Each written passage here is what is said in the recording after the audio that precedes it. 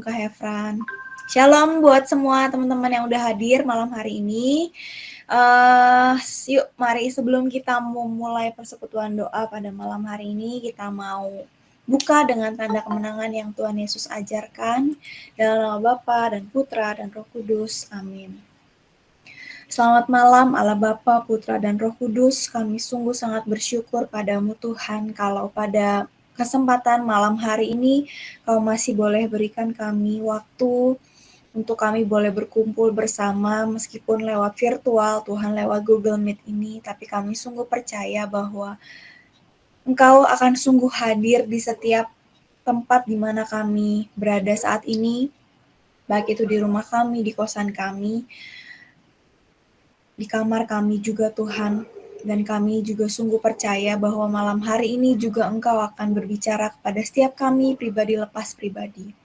Oleh karena itu Bapa, tolong persiapkan setiap hati kami, karena kami tahu ketika Engkau berbicara kepada setiap kami, itu akan mengubahkan hidup kami, bahkan boleh memberikan kami ketenangan, boleh memberikan kami juga peneguhan Tuhan, bahkan boleh kami pun boleh mendapatkan teguran daripadamu Tuhan untuk kehidupan kami yang lebih baik selanjutnya. Kami juga berdoa Tuhan untuk setiap jaringan internet yang akan kami gunakan, peralatan yang akan kami gunakan pada malam hari ini, supaya semuanya boleh berjalan dengan lancar, dengan kuasa darah-Mu Tuhan. Kami percaya Engkau yang akan kami sembah dan akan kami tinggikan pada malam hari ini. Lihat tiap hati kami Tuhan malam hari ini, persiapkan seluruh hati kami Tuhan, karena kami akan siap untuk mendengarkan setiap firman yang akan disampaikan pada malam hari ini. Terima kasih Bapak, berkati juga teman-teman kami yang mungkin belum bisa hadir pada malam hari ini atau mungkin akan menyusul Bapak. Kami juga percaya Engkau yang undang secara pribadi untuk kepada setiap mereka, agar mereka juga boleh bersama-sama dengan kami, bersekutu bersama untuk memuji dan memuliakan nama Tuhan. Terima kasih Bapa, terima kasih Yesus, terima kasih Allah Roh Kudus. Kami serahkan seluruh persekutuan doa pada malam hari ini hanya ke dalam tangan kuasa-Mu saja. Kemuliaan kepada Bapa, Putra dan Roh Kudus, seperti pada permulaan, sekarang, selalu, dan sepanjang segala abad. Amin. Mari teman-teman, kita siap untuk memuji Tuhan malam hari ini. Yeay, karena kita percaya bahwa Tuhan kita adalah gunung batu, Tuhan kita adalah kekuatan kita semua. Dan kita percaya seluruh hidup kita ini hanya kepada Tuhan. Tuhanlah kekuatan dan mazmurku, ya gunung batu dan keselamatanku, hanya padamu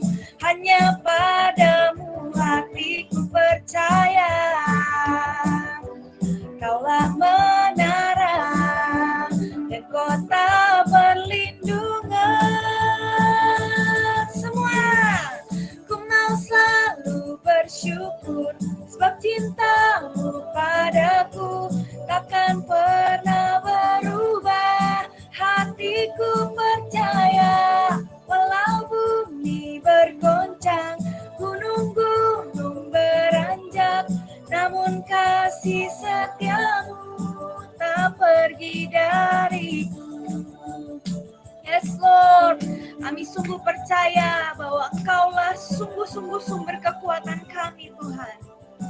Yes Lord, katakan, Tuhanlah kekuatan dan mazmurku, ya gunung batu dan keselamatanku. Yes Lord, hanya padamu hatiku percaya.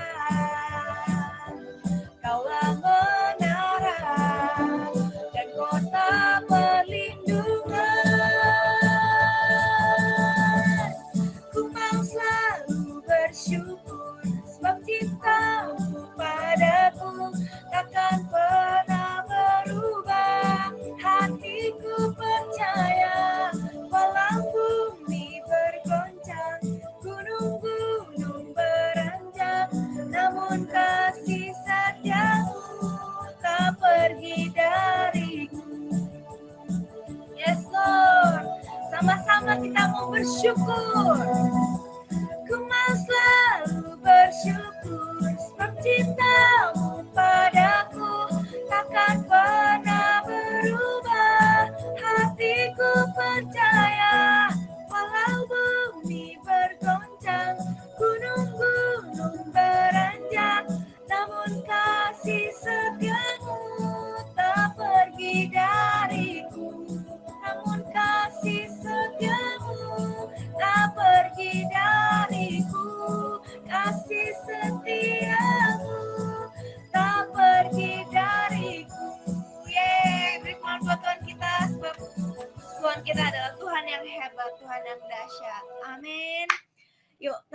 teman-teman, mari kita mau mempersiapkan hati kita lebih lagi malam hari ini.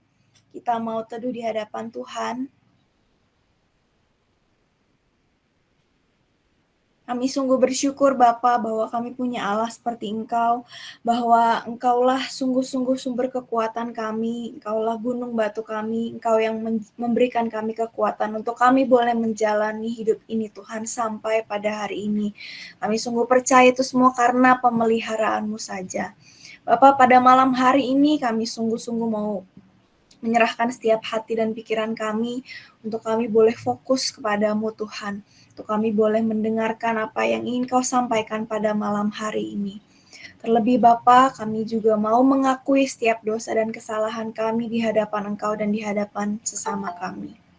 Saya mengaku pada Allah yang Maha Kuasa dan kepada saudara sekalian bahwa saya telah berdosa dengan pikiran dan perkataan, dengan perbuatan dan kelalaian. Saya berdosa, saya sungguh berdosa. Oleh sebab itu saya mohon kepada Santa Perawan Maria, kepada para malaikat dan orang kudus, dan kepada saudara sekalian supaya mendoakan saya pada Allah Tuhan kita. Kami sungguh percaya Tuhan bahwa oleh kuasa darah-Mu kami semua telah ditebus, dan oleh kuasa darah-Mu juga Tuhan Kau yang memberikan kami hati yang baru, pikiran yang baru, bahkan jiwa yang baru Tuhan. Dan ini setiap hati kami Tuhan. Oh Yesus,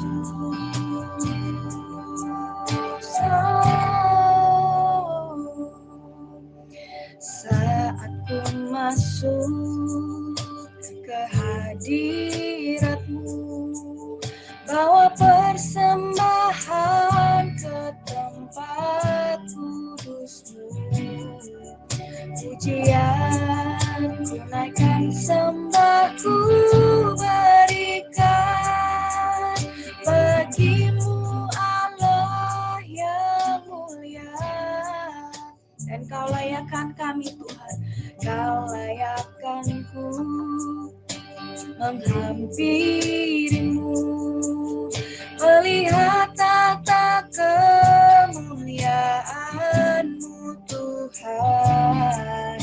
Pujian tunaikan, sembahku berikan bagi-Mu Allah yang mulia. Oleh kuasa darah-Mu Kau telah tebus dosaku, kekudusan-Mu melingkupiku. Kasih-Mu mengalir Tuhan, mengalir memulihkan hidupku. Sungguh besar anugerah-Mu, Kau selamatkan hidupku. Ku menjadi ciptaan yang baru oleh kuasa darah-Mu. Yesus, sebab Kaulah Allah kami yang hidup. Tuhan, terima kasih Tuhan, menghampiri-Mu, melihat tata kemuliaan-Mu Tuhan. Pujian tunaikan, sembahku berikan bagi-Mu Allah yang mulia. Oleh kuasa darah-Mu Kau telah tebus dosaku, kekudusan-Mu melingkupiku. Kasih-Mu mengalir memulihkan hidupku. Sungguh besar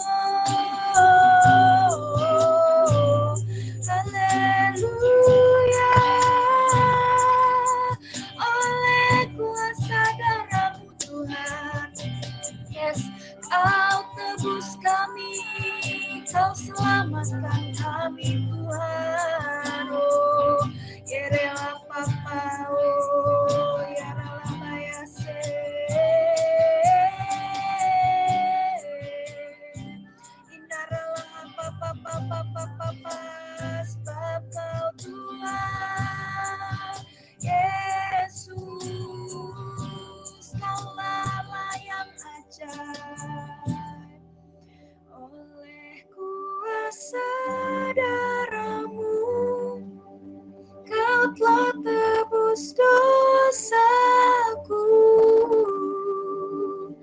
kekudusan-Mu melingkupiku, sebab kasih-Mu mengalir Tuhan. Yes Lord, mengalir,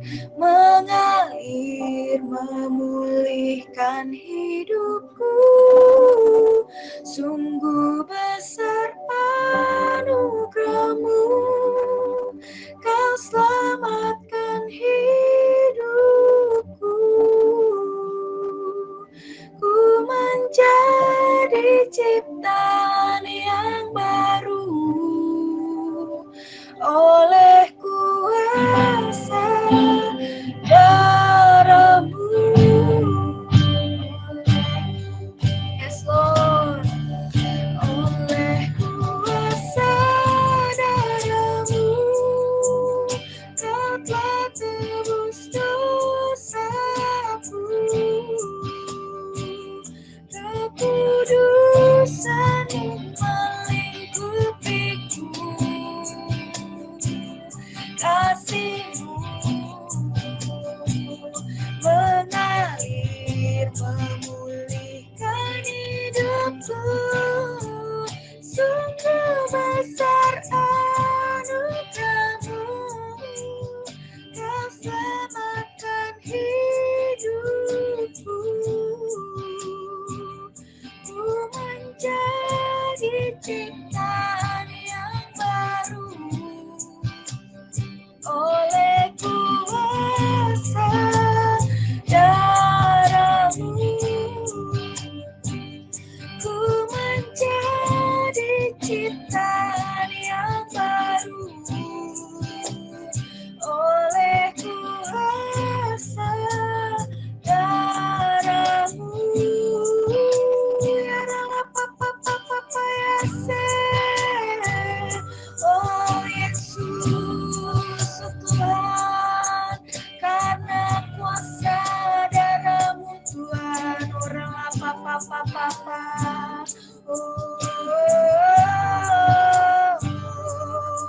Ya Allah, Papa, ya sora mama ya Allah, ya se. Ya Allah, Papa, ya so. Inaralah maya se. Oh Yesus Tuhan, ya Allah maya se.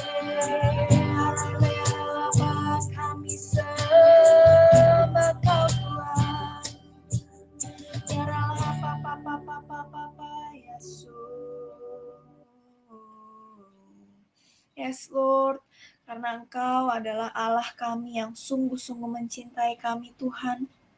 Engkau menyelamatkan kami, Engkau rela mati bagi kami Tuhan. Dan saat ini Bapa, sungguh Engkau lihat setiap hati kami sungguh mau memuji dan menyembah-Mu Tuhan. Dan inilah Bapa, setiap pujian dan penyembahan kami.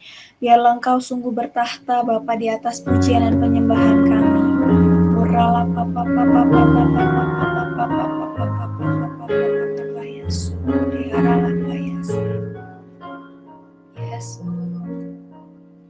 di setiap hati kami Tuhan, kami mau menyembah-Mu, kami mau meninggikan Engkau, sebab Engkaulah Raja di atas segala raja.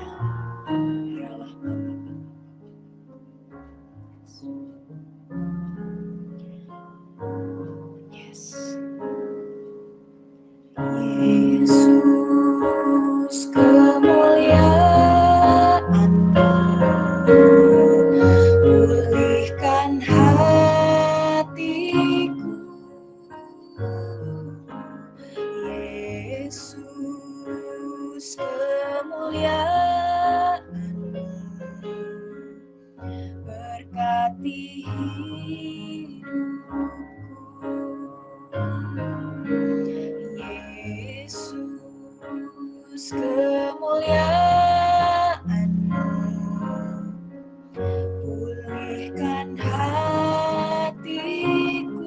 Yesus, Yesus, kemuliaan-Mu berkati hidupku. Segala pujian, syukur bagimu. Kau hadir dalam hidupku. Kini ku datang sujud di hadapanmu, memujimu, menyembahmu. Yesus, ku menyembahmu. Yesus Tuhan, segala pujian hanya bagimu Tuhan. Oh Yesus,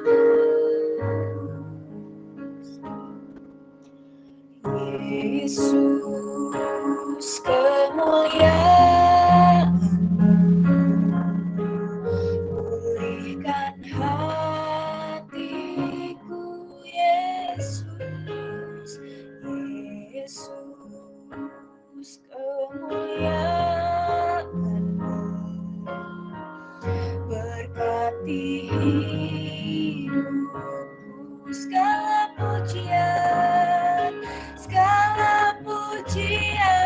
syukur bagimu. Kau hadir dalam hidupku. Kini ku datang sujud di hadapanmu, memujimu, menyembahmu. Yesus, ku menyembahmu. Segala pujian, syukur bagimu, sebab kau hadir Tuhan. Yes Lord. Oh, kini ku datang sujud di hadapanmu, memujimu, menyembahmu. Yesus, ku menyembahmu. Yesus, Yesus, ku menyembahmu. Yesus, Yesus, ku menyembahmu. Ya Allah, papa papa papa papa papa papa Yesus, Allah papa papa papa papa Yesus. Iya rala maya sei, rala papa papa, ina rala ya rala mama mama mama ya so rala papa papa. Ya rala papa papa papa ya sokodere lara nama ya se. Ya rala papa papa papa papa papa papa ya se kediri liara nama ya se. Sebab Kaulah Tuhan yang layak disembah selama-lamanya Tuhan Yesus. Oralah papa papa papa papa papa ya se, inaralah maya se. Oralah papa ya rata kadaralah maya se, kediaralah papa papa papa papa ya so. Inaralah papa papa papa papa kadaralah habaya se. Iderele hara papa papa kadaralah maya so. Yesus, sebab Kaulah yang layak Tuhan. Terima segala pujian kami, terima sembah hormat kami Tuhan. Oralah papa Yesus, Yesus, haleluya. Ralamaya se, Orana maya teke diarala papa papa papa. Yarala maya se. Yesus Tuhan. Segara papa papa papa papa papa papa papa maya se ke diarala papa papa takadarala maya se. Orepete ke diarala papa papa ya se. Orana maya se ke diarala papa papa papa papa papa papa ya se. Arala maya se ke diarala papa ya se. Orepete ke diarala maya se. Haleluya. Haleluya. Haleluya, haleluya. Orele apa apa apa apa apa yasu. Yarala mayase, yarala apa apa apa apa yase. Arapata kadarala mayase. Yes Lord, besar dan ajaib kasih-Mu Tuhan, perbuatan-Mu dalam hidup kami Bapa. Kami sungguh bersyukur Tuhan, kami sungguh sangat bersyukur Bapa. Kalau kami punya Allah seperti Engkau, Engkau rela mati bagi kami Tuhan, bahkan Engkau menerima kami apa adanya Tuhan. Malam hari ini Bapa, Engkau lihat setiap hati kami, dan malam hari ini kalau Engkau boleh mengutus hamba-Mu yang setia Albert Tuhan, untuk boleh menyampaikan firman-Mu, kebenaran-Mu pada malam hari ini. Kami sungguh sangat percaya Tuhan, bahwa Engkau akan berbicara secara pribadi kepada setiap kami masing-masing. Oleh karena itu Tuhan, kami sungguh minta Allah Roh Kudus, Engkau yang bukakan pikiran kami, Engkau yang bukakan telinga kami, hati kami Tuhan, pikiran kami semuanya Bapa, supaya firman yang boleh ditabur pada malam hari ini sungguh-sungguh boleh kami terima, boleh kami simpan, kami perbuat, sehingga boleh berbuah berkali-kali lipat Tuhan. Terutama pada malam hari ini kami akan membahas tentang satu tokoh yang sungguh luar biasa, yaitu Bunda Maria. Kami sungguh percaya Tuhan bahwa teladan Bunda Maria juga boleh kami terima pada malam hari ini, untuk kami boleh sama-sama praktekkan dalam kehidupan kami Tuhan. Terima kasih Bapa, terima kasih Yesus, terima kasih Allah Roh Kudus. Berkati semuanya Tuhan, berkati Albert, berkati kami juga semuanya Bapa yang akan mendengarkan pada malam hari ini, supaya kami semua boleh menerima apa yang ingin Kau sampaikan kepada setiap kami Tuhan. Terima kasih Bapa, terima kasih Yesus, terima kasih Allah Roh Kudus.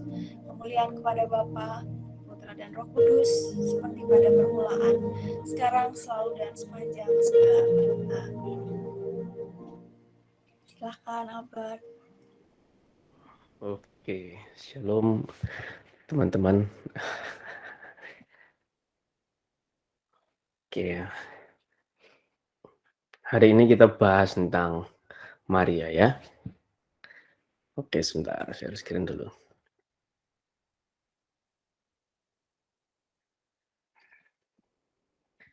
Nah,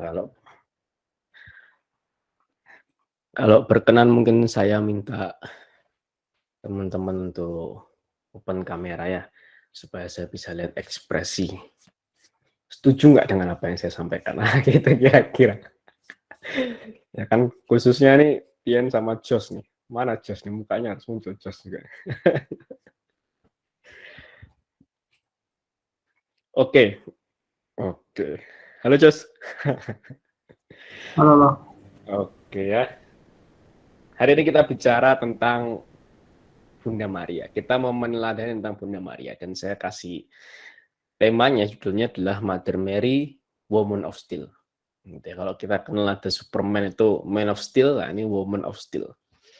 Kita lihat seberapa steelnya Bunda Maria ini. Saya mau curhat dulu. Jadi pertama, jujur ini tema yang susah. Nah, susah Jos nih, jangan main-main Jos ngasih aku tema susah banget tentang Bunda Maria, gitu ya. Kenapa tema ini susah? Karena kalau kita mau meneladani Bunda Maria, kalau hanya kita membaca ayat-ayat di Alkitab sekalipun ayatnya banyak, gitu ya. Dibilang terlalu sedikit juga tidak. Ayatnya juga banyak sebenarnya. Tapi kalau kita mau meneladani Bunda Maria dan kita hanya baca Alkitab, kita nggak akan dapat kekuatan terkuat dari Bunda Maria. Kita nggak akan dapat. Akan sangat susah untuk kita bisa mendapat kekuatan terkuat dari Bunda Maria kalau kita hanya membaca kitab suci. Ya. Jadi saya harus membahas tema malam hari ini, memang sedikit banyak mungkin ini setengah pengajaran, setengah permenungan gitu ya.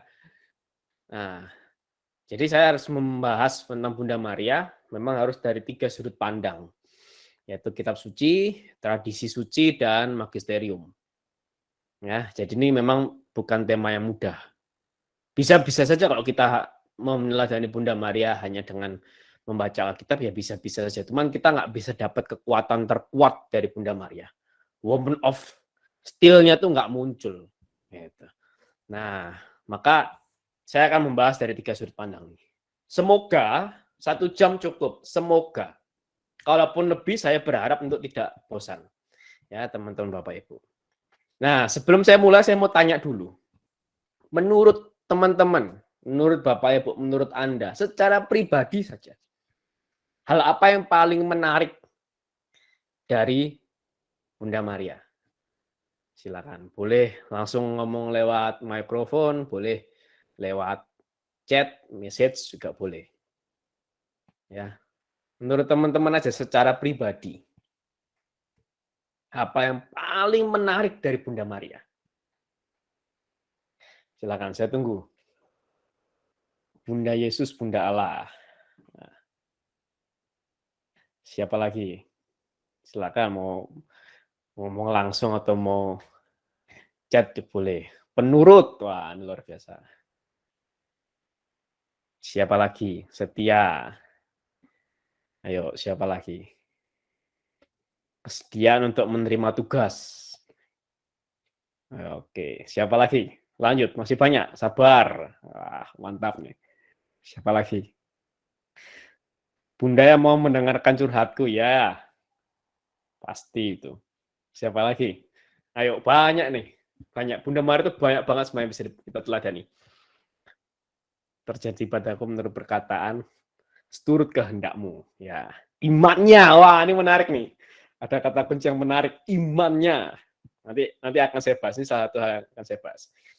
Ibu semua umat manusia, rendah hati. Apalagi? Berbesar hati. Apalagi? Karena memang banyak, kita bisa belajar banyak sekali dari Bunda Maria ini. Ya, sangat banyak sebenarnya. Tapi saya nggak akan tampilkan semua-muanya, nggak. Doa sering kabul lewat perantaraan Bunda Maria, ya. Cantik luar dalam. Apalagi? Novena nggak pernah gagal. Banyak ya. Banyak hal menarik dari Bunda Maria. Rosario juga nggak pernah gagal. Ya, banyak hal menarik dari Bunda. Sebenarnya sangat banyak hal yang menarik dari Bunda Maria. Terlalu banyak, gitu ya. Kalau teman-teman baca semua sumber, saya aja mungkin nggak sampai semua, tapi sangat banyak sumber yang saya baca, itu sangat banyak hal menarik. Bahkan Bunda Maria pernah melakukan mujizat. Tapi kita kadang nggak sadar. Nah, Bunda Maria pernah melakukan mujizat. Nanti akan saya bahas. Ya, kalahkan kuasa jahat, yes. Bunda yang sabar, ular di bawah kakinya. Ya. Ada 2 kekuatan terbesar dari Bunda Maria. Makanya kenapa saya kasih dulu Woman of Steel, kali ini memang Woman of Steel. Man of Steel itu kalah, menurut saya. Kenapa? Karena Man of Steel itu fiksi. Nggak bisa ditiru. Gimana caranya orang terbang gitu. Cuma mengatupkan tangan dan terbang. Gitu ya. Karena Man of Steel itu fiksi. Tapi Bunda Maria itu fakta. Tokoh historis, tokoh nyata. Gitu ya. Jadi Bunda Maria masih bisa ditiru. Maka saya kasih judul Woman of Steel. Karena Man of Steel kalah. Ada dua kekuatan terbesar dari Bunda Maria.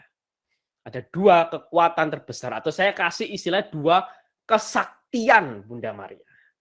Dua kesaktian Bunda Maria. Yaitu nih.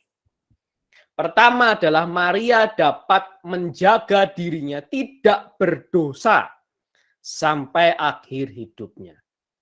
Yang kedua, Maria yang adalah seorang yang berkeluarga dapat menjaga dirinya tetap perawan sampai akhir hidupnya.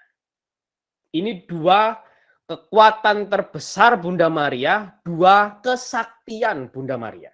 Ya, pakai istilah gampangnya kesaktian. Pertanyaannya, dasarnya apa?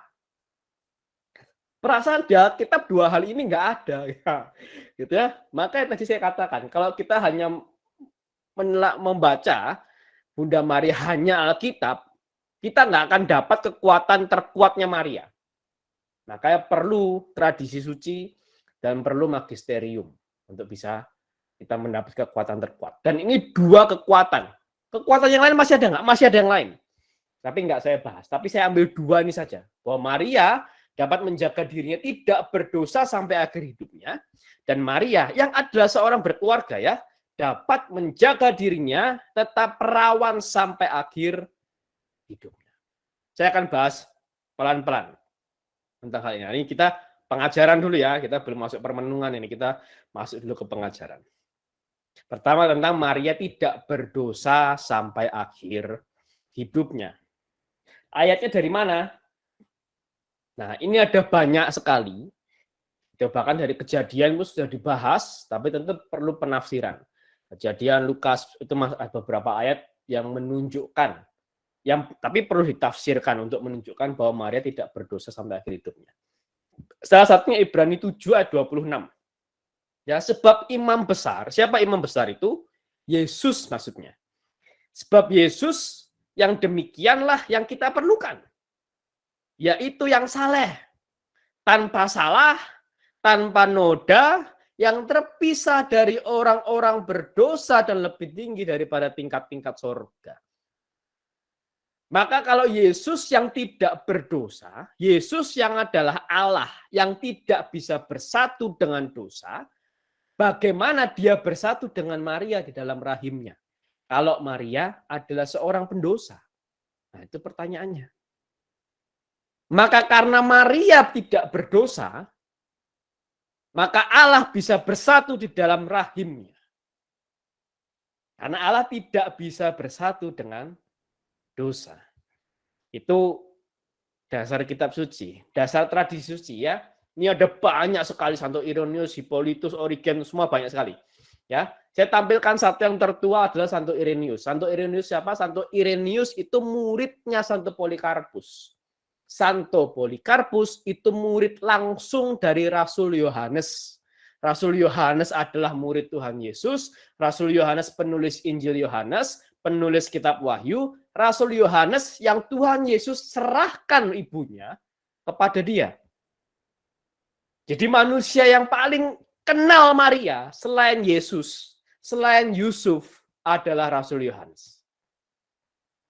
Dan pasti Rasul Yohanes mengajarkan itu kepada muridnya, yaitu Santo Polikarpus. Dan pasti Santo Polikarpus, muridnya dari Rasul Yohanes, mengajarkan juga ke murid-muridnya, yaitu Santo Irenaeus. Santo Irenaeus bilang begini, Hawa dengan ketidaktaatannya karena dosa, mendatangkan kematian bagi dirinya dan seluruh umat manusia.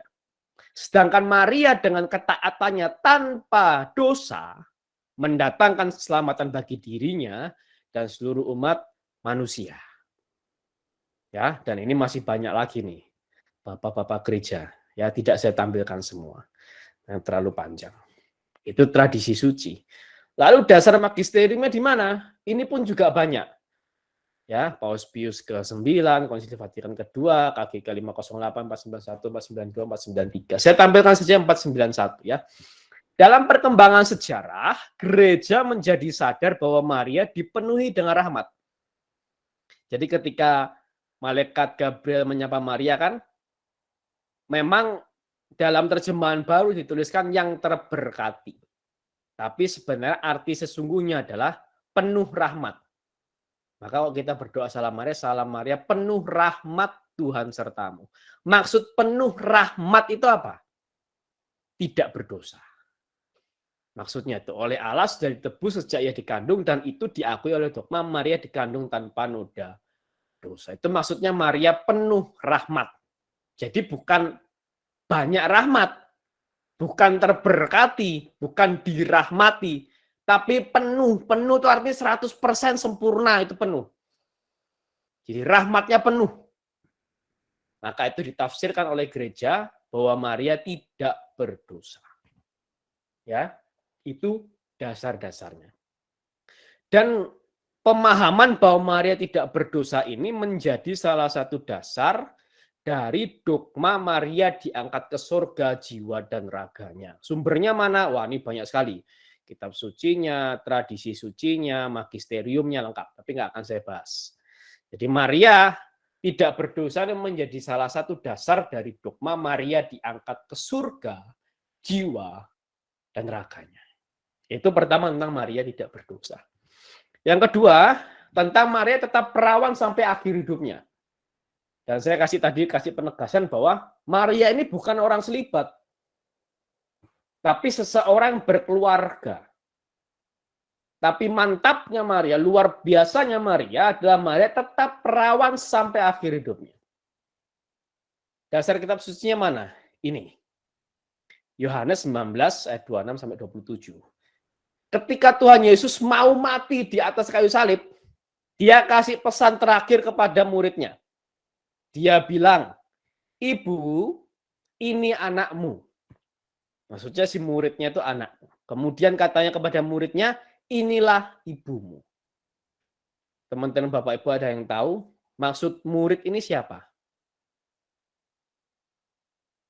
Siapa murid di situ? Petrus kah? Thomas? Andreas? Ada yang tahu nggak? Siapa? Didimus, Yohanes, Zebedeus bapaknya, Yakobus, siapa? Murid ini siapa? Tadi sudah saya cerita ya, Yohanes ya, iya benar sih. Tadi juga saya sudah cerita di awal, Yohanes. Tapi menariknya, kenapa Rasul Yohanes bukan menulis, kemudian katanya kepadaku. Kenapa Yohanes nggak menulis begitu? Atau dia langsung kenapa dia nggak menulis, kemudian katanya kepada Yohanes. Tapi dia menulis, kemudian katanya kepada muridnya, inilah ibumu. Karena Rasul Yohanes mau bilang bahwa Tuhan Yesus mempercayakan Maria itu bukan hanya kepada Yohanes, tapi kepada setiap muridnya, termasuk kita. Nanti di akhir saya akan bahas lebih dalam tentang ini. Tapi pertanyaannya begini, kenapa ketika Yesus mau mati, mau wafat di atas kayu salib, menyerahkan Maria kepada muridnya? Kalau seandainya Yesus punya adik kandung, kalau seandainya Maria punya anak lain selain Yesus, logika orang Yahudi, pasti Yesus akan mempercayakan ibunya kepada adik-adiknya. Ngapain dia mempercayakan ke muridnya? Ini mengindikasikan bahwa Yesus tidak punya saudara kandung.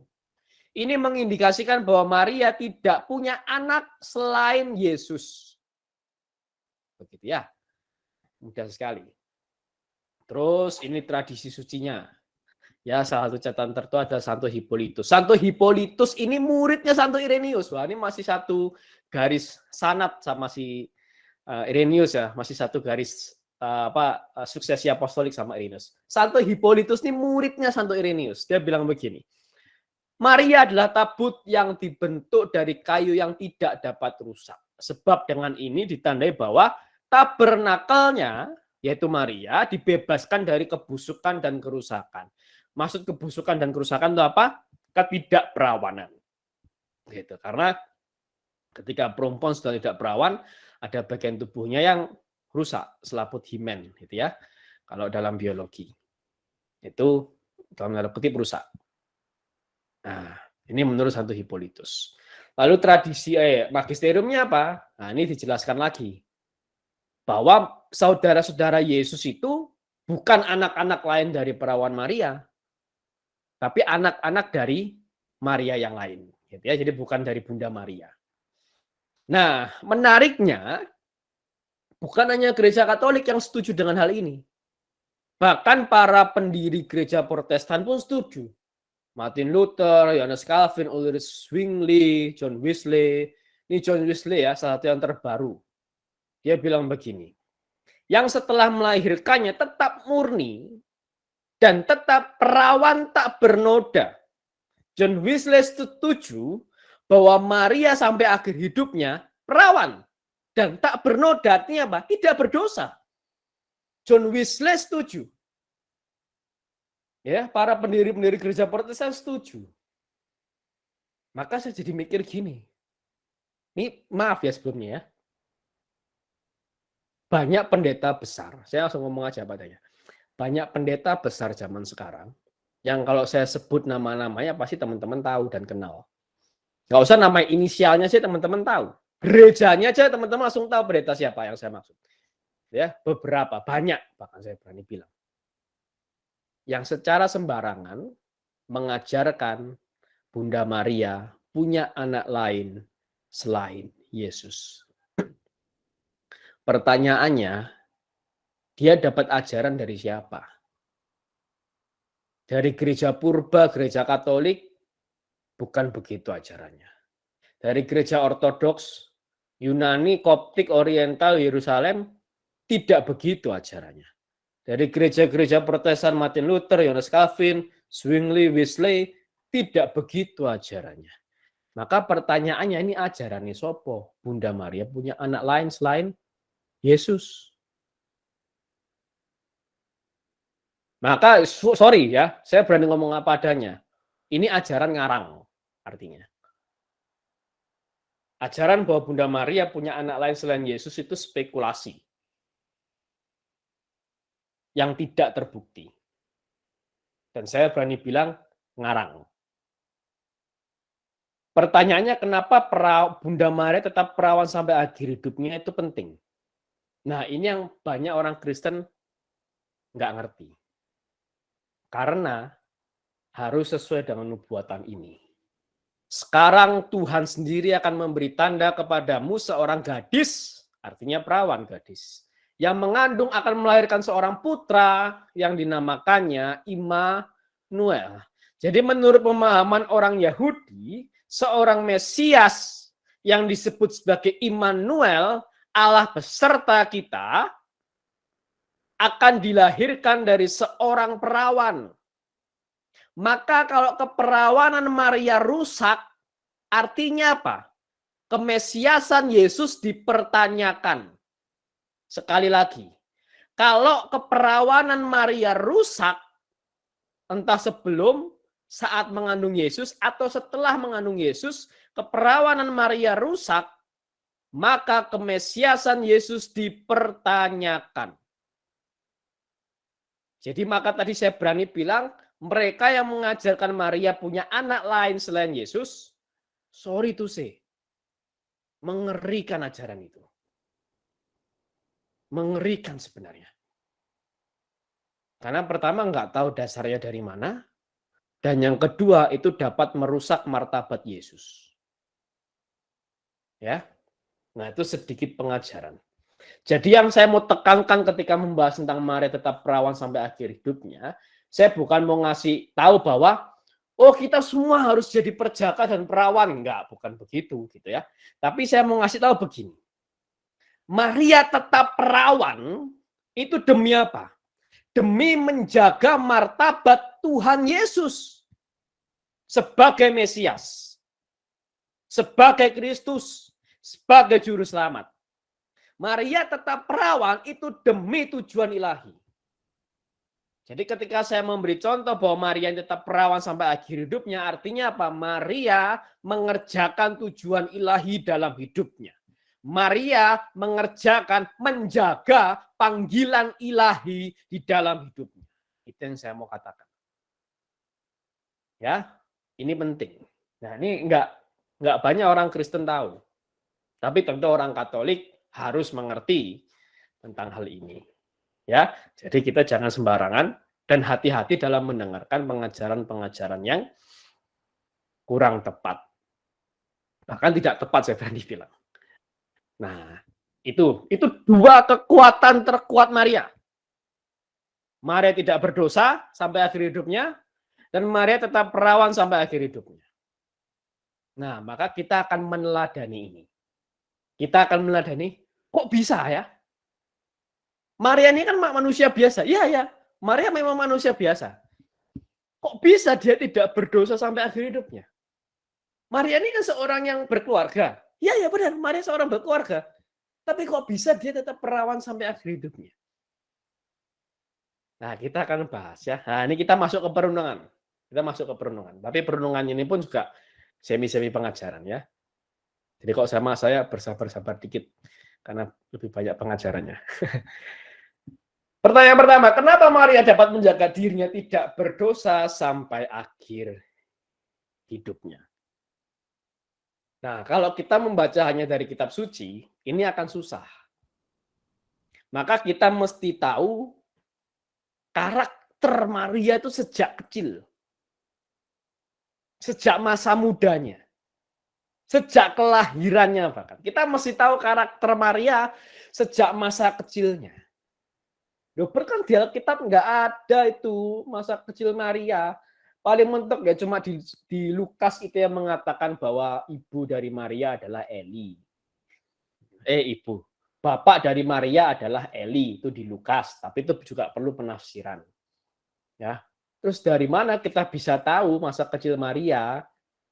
Saya ambil dari tradisi suci, yaitu Proto Evangelium of James. Saya ambil dari buku Ante-Nicene Fathers, volume ke-8. Apa buku ini? Nah, cari tahu sendiri ya. Ini buku apa? Panjang lebar nanti kalau saya menjelaskan tentang buku ini. Jadi saya mengambil dari Proto Injil Yakobus yang ditulis di abad kedua, di tahun 100-an. Jadi masih dekat dengan abad pertama ya, dengan hidupnya Maria. Jadi ini saya ambil dari Proto Injil Yakobus yang ditulis di abad ke-2. Ini nggak masuk kitab suci karena memang yang menulis ini kemungkinan memang bukan Yakobus, gitu ya. Tapi kurang tahu siapa yang menulis ini. Dan ini ditulis baru di abad kedua, jadi tidak bisa dimasukkan dalam kitab suci karena kitab suci semua yang ditulis paling lama itu di abad pertama. Paling terakhir itu salah satunya kitab Wahyu dan surat Yohanes. Itu di akhir-akhir abad pertama. Jadi ini nggak masuk di kitab suci. Tapi ini dianggap sebagai salah satu sumber dari tradisi suci. Malam hari ini saya nggak menerjemahkan dari bahasa Inggris ke bahasa Indonesia ya. Jadi saya tetap menggunakan teks bahasa Inggrisnya. Dikatakan begini, nah ini sekedar info saja. Bahwa nama dari Bapak Maria adalah Yoakim, dan nama dari ibunya adalah Anna. Loh kok beda kata Albert tadi, katanya di Lukas nama Bapak Maria itu namanya Eli. Lah kok di sini nama Yoakim. Nah, ini orang yang sama. Gitu. Eli, Eliakim, Yoakim ini orang yang sama. Sama kayak Simon, Petrus, Kefas gitu. Ini orang yang sama. Abraham, Yakub, Israel, ini orang yang sama. Jadi wajar orang-orang zaman dulu itu memiliki dua nama. Ya, jadi Yoakim dan Eli itu orang yang sama. Nah, singkat cerita, saya ceritakan saja, nggak perlu dibaca panjang lebar. Anak ini nggak punya anak, susah dia punya anak. Dan Yoakim ini orang yang kaya lagi, apalagi kan gitu. Dia sering mempersembahkan di bait Allah. Terus akhirnya mereka berdua ini berdoa dengan sungguh ke Tuhan di bait Allah. minta anak. Dan mereka berjanji kalau mereka dikasih anak, mereka akan mempersembahkan anak ini ke bait Allah. Seperti Samuel. Nah, kayak Samuel, kisah Samuel. Nama ibunya Samuel kan juga sama, Hana. Susah punya anak, akhirnya dia berdoa dan janji kalau dia punya anak, Samuel akan diserahkan ke bait Allah. Ini mirip, Bunda Maria juga sama. Dikisahkan begitu. Lalu kemudian akhirnya Tuhan mengkabulkan doa Ana. Ya, kemudian Ana akhirnya melahirkan seorang perempuan, seorang anak perempuan yang diberi nama Maria. Atau dalam bahasa Ibrani-nya Miriam. Maria. Nah, ketika dia sudah makin bertambah umurnya, ketika 2 tahun, terus Yoakim ingat, oh iya kita harus mempersembahkan dia ke bait Allah ini, gitu kan? Terus menurut anak, kita tunggu jangan 2 tahun, 3 tahun lah, oke lah kita tunggu 3 tahun. 3 tahun ya kita kasih ke bait Allah ini, oke, sepakat mereka. Akhirnya dalam umur 3 tahun, sejak Maria umur 3 tahun, Maria dipersembahkan ke bait Allah. Caranya gimana? Caranya dia, si ibunya sama bapaknya ini ngumpulin anak-anak perempuan Ibrani gitu ya. Semuanya bawa lilin dan semuanya berbondong-bondong ke bait Allah supaya Maria tidak merasa kesepian. Gitu. Jadi bareng-bareng ada teman-temannya sama-sama ke bait Allah. Supaya hatinya terpikat pada Allah. Dikatakan, and her heart be captivated from the temple of the Lord. Ya, supaya hatinya terpikat pada bait Allah. Nah, tapi Yoakim sama Ana ini masih takut. Masih khawatir kalau Maria ini nggak betah di bait Allah. Masih khawatir kalau Maria ini ketika ditinggalkan di bait Allah nangis-nangis nyari bapak sama ibunya. Setelah Maria ini diberkati oleh imam bait Allah, gitu ya, Maria diturunkan di tangga ketiga pada altar, pada mezbah. Dan Tuhan Allah mengirimkan kasih karunia kepadanya dan dia menari dengan kakinya. Oh, lihat. Kalau coba bayangin aja pakai imajinasi kita. Kalian punya anak, punya ponakan mungkin, umur baru 3 tahun. Masih pengen-pengennya sama bapaknya. Masih pengen-pengennya sama ibunya. Ditinggal di gereja. Terus ibu bapaknya pulang, pasti nangis anak ini nyari bapak ibunya. Ya toh? Nah, ini coba bayangin. Dia nari. Dan semua orang Israel mencintai dia. Artinya apa? Sejak umur 3 tahun, Maria itu sudah senang di bait Allah. Dan pasal ke-8. Dan kedua orang tuanya memuji Tuhan. Kenapa? Karena Maria tidak berbalik. Maria nggak pengen balik. Dia nggak nangis, nggak minta pulang. Nggak pengen ikut bapak ibunya pulang. Tapi dia tinggal di bait Allah seperti merpati. Wah, maka ini katakan bagus banget. Dan dia menerima makanan dari tangan malaikat. Ini penggambarannya luar biasa. Bayangin ya. Jadi sejak masa kecilnya, Maria itu sudah cinta sama bait Allah. Hatinya sudah terikat dengan bait Allah. Sejak masa kecilnya. Dan Maria di bait Allah sampai umur 12 tahun. Apa yang bisa kita simpulkan di sini? Maria sejak masa kecil ketika dia tinggal di bait Allah, ditinggalkan oleh orang tuanya, dia nggak minta pulang. Tapi dia malah senang tinggal di bait Allah. Artinya sejak masa kecilnya, dari sini kita dapat sejak masa kecilnya, hatinya sudah mencintai Tuhan dan terikat pada Tuhan. Sejak masa kecil Maria, hatinya sudah mencintai Tuhan dan terikat kepada Tuhan. Terus di sini kita Mungkin ada beberapa yang bilang, wah itu Maria enak dari kecil sudah diajari cinta Tuhan. Harusnya kita mikir, lah kita sudah dewasa, kita bisa milih untuk mencintai Tuhan. Tidak harus dari kecil kita mencintai Tuhan. Kan kita udah gede, udah sadar, udah ngerti baik buruk, sudah ngerti benar salah. Harusnya mulai sekarang kita memilih untuk mencintai Tuhan dan terikat pada Tuhan. Itu kita bisa dapatkan dari Proto Injil Yakobus, Proto Evangelium of James. Itu poin yang pertama kenapa Maria bisa tidak berdosa sampai masa akhir hidupnya. Lalu poin yang kedua, yaitu ketika Gabriel menyampaikan kabar sukacita kepada Maria. Gitu ya, kita tahu kisah ini ya, dan ini kalimat ini sangat terkenal, kalimat yang Maria katakan. Sesungguhnya aku ini adalah hamba Tuhan.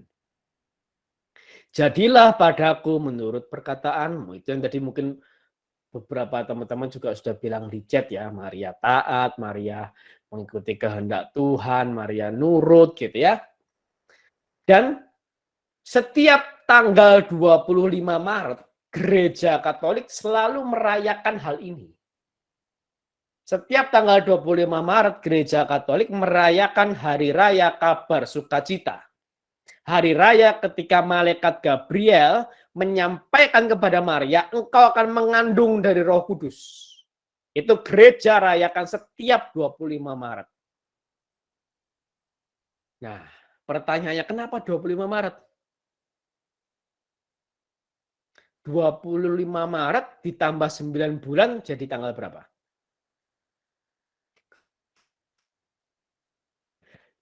Tanggal berapa, Ti? 25 Maret tambah 9 bulan. Hari Natal lah. 25 Desember kan? Berarti artinya apa? Ketika malaikat Gabriel menyatakan engkau akan mengandung anak dari Roh Kudus, saat itu juga Yesus dikandung dalam rahim Maria. 9 bulan kemudian Yesus lahir 25 Desember. Nah, itu sampai sekarang gereja merayakan. Bukan cuma Natalnya tok. Dari sejak dikandung gereja merayakan. Gitu. Nah, tapi muncul pertanyaan menarik. Muncul pertanyaan menarik dari beberapa teolog. Ini bagus banget, saya senang banget. Pertanyaan begini. Oke, tanggal di saat itu ketika malaikat Gabriel menyatakan Maria akan mengandung dari Roh Kudus, maka Yesus sudah ada di rahim Maria. Tapi secara lebih spesifik lagi. Secara lebih spesifik, kapan sih sebenarnya Sang Firman Allah, Sang Putra Allah itu dikandung oleh Maria? Gitu. Apakah saat malaikat Gabriel datang? Apakah saat malaikat Gabriel mengatakan? Atau saat Maria menerima? Atau saat malaikat Gabriel pulang ke surga? Nah, ini bagus banget. Ini orang iseng tapi menarik nih. Ya, saya membaca ini ketawa-ketawa dan saya kagum banget dengan pemikiran para teolog. Secara lebih spesifik, kapan Sang Firman Allah, kapan Sang Putra Allah itu menjadi manusia dan dikandung oleh Maria. Menurut Cornelius a Lapide, seorang Yesuit, dia mengatakan begini. Menurut saya, ya dia bilang begini. Firman Allah itu menjadi manusia, dikandung oleh Maria, tepat saat Maria mengatakan ini. Aku ini hamba Tuhan, jadilah padaku menurut perkataanmu. Seketika ketika Maria mengatakan itu, firman Allah menjadi manusia, itu katanya. Wah, ini bagus banget. Saya baca ini senang banget. Kok bisa ya?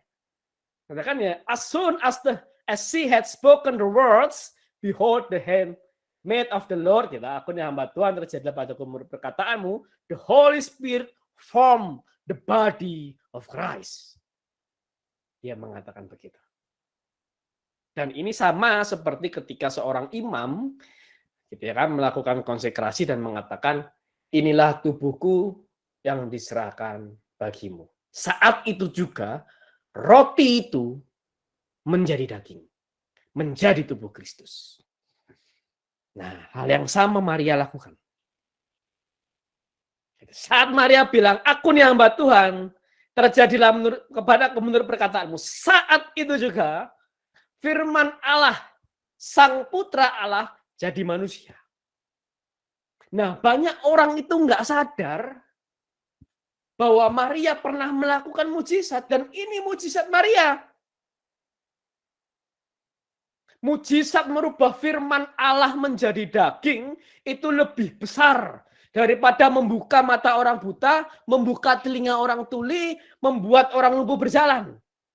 Ini mujizat terbesar yang pernah terjadi dalam sejarah manusia. Haleluya Bapak Ibu. Ini mujizat terbesar. Dan kita baca dalam kitab suci gitu ya, dan mungkin diikuti oleh beberapa hamba-hamba Tuhan zaman sekarang, kalau mereka mendoakan orang lumpuh, kami perintahkan dalam nama Tuhan Yesus berjalan, begitu ya. Kalau mendoakan orang buta, kami perintahkan dalam nama Tuhan Yesus terbuka matanya. Mayoritas perintah. Sedangkan Maria membuat mujizat terbesar dalam sejarah hidup manusia bukan dengan perintah, tapi dengan penyerahan. Dengan ketaatan, dengan kerendahan hati, bahkan dengan kerendahan diri. Aku nih hamba Tuhan, budak Tuhan, jongosnya Tuhan. Jadilah padaku menurut perintah Tuhan, menurut perkataan Tuhan. Mujizat terbesar dalam manusia terjadi seketika itu juga. Haleluya Bapak Ibu. Ya, ini luar biasa. Wah, saya membaca itu berapi-api banget waktu baca ini. Wah, ini luar biasa banget. Keren banget. Saya langsung dalam hati. Ini keren banget, luar biasa. Maka poin kedua, kenapa Bunda Maria tidak berdosa sampai akhir hidupnya? Karena Bunda Maria menyerahkan dirinya kepada Tuhan. Dan Tuhan memampukan Maria untuk tidak berdosa dan dapat mengandung Sang Firman Allah. Firman Allah dalam perut Maria, men. Bayangin, keren banget nggak? Kita firman Allah kita baca aja nggak habis-habis. Ini dalam perut Maria semua firman Allah satu perut nih. Luar biasa, dahsyat memang nih. Mantap memang Maria nih. Gitu ya. Nah, ini poin yang kedua. Tapi kalimat Maria, aku hamba Tuhan terjadilah padaku menurut perkataanmu, selain punya konsekuensi mengandung firman Allah, juga punya konsekuensi 7 pedang duka cita menembus jiwa Maria. Dan ini ke-7 duka cita Bunda Maria. Duka cita terbesar, saya yakin duka cita terbesar adalah ketika dia melihat Yesus yang dia lihat sebagai anak dan dia lihat sebagai Allah itu mati wafat di atas kayu salib. Ini konsekuensi dari kalimat akulah hamba Tuhan terjadilah padaku menurut perkataan. Dan mungkin malah kita pernah alami ini. Loh, aku udah ikuti kehendak Tuhan. Kok hidupku makin susah? Ya justru itu. Ini 2 mata koin. Dua sisi mata koin. Saya selalu mengatakan 2 sisi mata koin. Satu sisi kita alami mujizat, satu sisi penderitaan. Itu udah 2 sisi mata koin yang kita terima. Nggak bisa pengen mujizatnya tok. Gitu. Nah, ini salah satu konsekuensi. Makanya saya sering sekali dengar cerita, oh ada orang dulu bukan Katolik, dulu bukan Kristen gitu ya, terus akhirnya sekarang dibaptis jadi Kristen atau dibaptis jadi Katolik. Hidupnya tuh malah nggak diberkati ya. Tapi seketika itu juga datang masalah. Wah, ya memang begitu. Dan itu sudah diperingati oleh Tuhan Yesus di Injil. Jadi jangan kaget. Makanya orang kalau mau jadi Kristen, jadi Katolik, mesti sungguh-sungguh. Makanya belajar jadi Katoliknya setahun. Cuma boleh bolos 2 atau 3 kali. Bayangin coba. Setahun bolosnya 2 atau 3 kali. Nggak langsung diuji. Itu. Nah, dan satu poin lagi, kenapa Maria tetap tidak berdosa sampai akhir hidupnya, yaitu ini. Nah, kita sering sekali juga mendengar ini ya. yaitu ketika Yesus lahir dan gembala-gembala datang kepada Yesus, kepada Maria dan kepada Yusuf, dan mereka takjub gitu ya, dan Maria menyimpan segala perkara itu di dalam hatinya dan merenungkannya. Gitu ya. Terus ketika Yesus itu hilang di bait Allah, hilang dan ditemukan di bait Allah, dan Yesus bilang, tidakkah kamu tahu bahwa aku harus berada di dalam rumah Bapakku? Gitu ya. Dan ibunya menyimpan semua perkara itu di dalam hatinya. Nah, ini kita mesti baca ini jangan pakai perspektif orang Indonesia, apalagi perspektif orang Jawa. Oh, ini Maria berarti mendeman gitu ya, enggak begitu.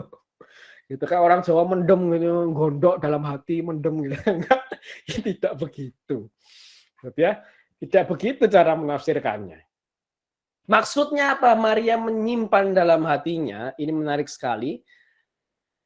Cornelius a Lapide mengatakan begini, inilah contoh kesunyian, kerendahan hati, kebijaksanaan surgawi, dan iman dan harapan yang teguh.